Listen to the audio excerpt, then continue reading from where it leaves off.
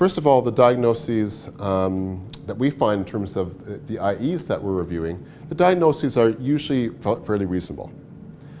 They rely very heavily, though, on transferable skills analyses, which are basically computer printouts. So, like I was speaking before, you can take somebody's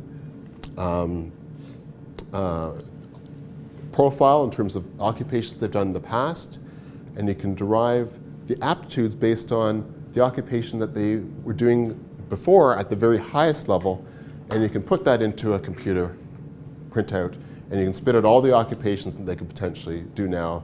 Maybe you can set it to light physical activities, and you're off to the races. What percentage of Ontarians now, maybe let's say Torontonians, you guys probably know this figure better. What percentage of Torontonians were born outside of Canada? More than 50%. So, and what's the average age of the average immigrant, would you say, to Ontario? Ballpark, I don't know either officially, but give me a sense. I don't know, there's some old ones and some young ones. Yes, so it probably averages out to, of the kind of the ones that first come though, that aren't family sponsored, probably 30s. Yeah, probably into their late 20s, into their 30s. Okay, which means that most of their job history was acquired where? Elsewhere. Same standards, different standards in terms of same standards, different standards in terms of what our workplaces would require versus their workplaces? Likely lower. Likely lower. Most people these days are coming from Harder work. pardon me? Harder work. Harder work, absolutely, absolutely. So what about English language proficiency? It's not Toronto, you don't need to speak English. Sorry? You don't need to speak English in Toronto. How do you don't get by Right. without speaking English in Toronto? Right.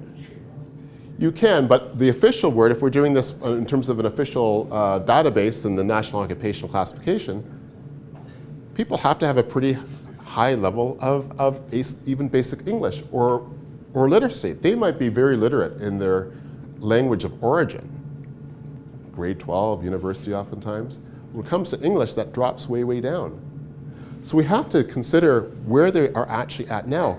You can't just assume that because they had been a teacher in their home country, that they can necessarily be a teacher here. Do they have level, the certification wouldn't be the same. Their English language skills might not be the same. Oftentimes won't be the same. So the idea of a transferable skills analysis strictly by computer is completely bogus. What about, even you can take a hotel worker, a front desk hotel worker. Is it different in a Marriott hotel compared to a Niagara Falls motel? Who's usually manning the motel, outside of major Toronto area? Who's usually the front desk clerk at that hotel or motel? The owner. It's the owner, many of whom are immigrants. So the NOC might say that it requires a certain occupational level, but we know that given different backgrounds, even word of mouth, we know there's a whole underground economy where people oftentimes don't even have the official requirements, even if they had worked here before.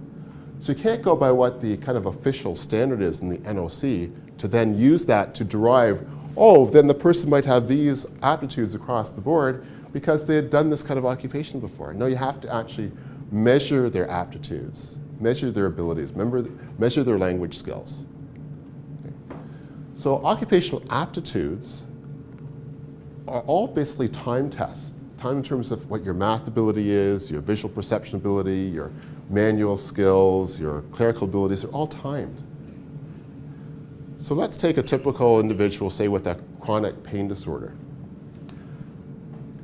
What do you think their aptitude levels are going to be before the accident versus after the accident? Any idea? Not basic language skills, but we're talking about people's reaction time, how fast they are in terms of finger dexterity, motor coordination, their general information processing abilities. Any idea? Significantly slower. Significantly slower, absolutely. Which means that if, there you go, the man, he's got it.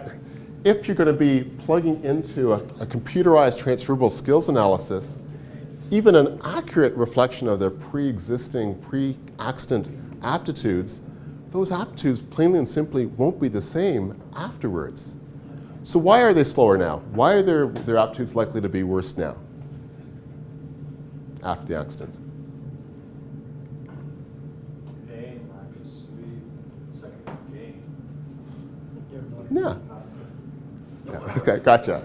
So yeah, absolutely. Pain, lack of sleep, the cognitive interference effects, the medication effects we spoke of before, headaches, dizziness, you throw the whole ball of wax in there, they're not going to be functioning in the vast majority of cases where they were before. So how are we letting the IEs getting away with using a transferable skills analysis that may or may not be based on actual occupational demands that they were doing, and certainly not on the basis of aptitudes that they have now compared to the past?